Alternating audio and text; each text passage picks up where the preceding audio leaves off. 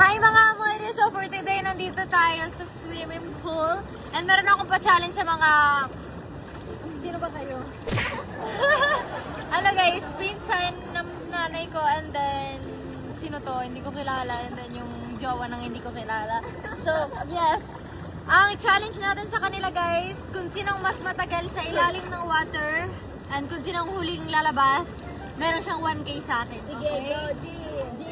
Okay, sali lahat.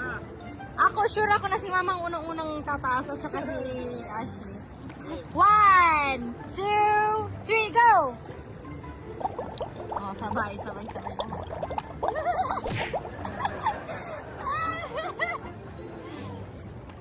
$1K yarn. Ang tagal, guys! Hindi ako makapaniwala para sa 1K. Ang tagal nila. 1K ba naman? Oh. Talo. Ay!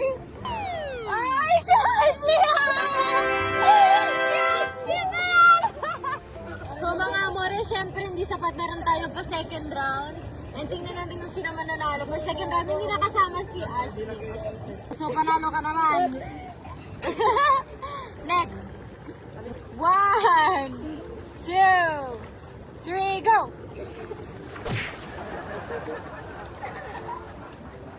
Hindi kaya siguro nag-iyoyosi to, ha? Tignan natin, guys.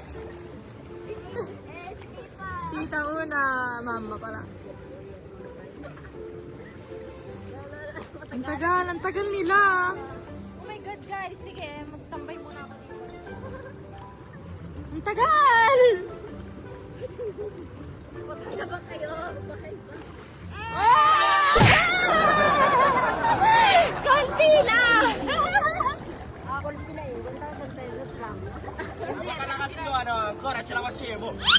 Sabi ko nga, kaya siguro ganyan si Muloy. Kasi nagyoyosi ka.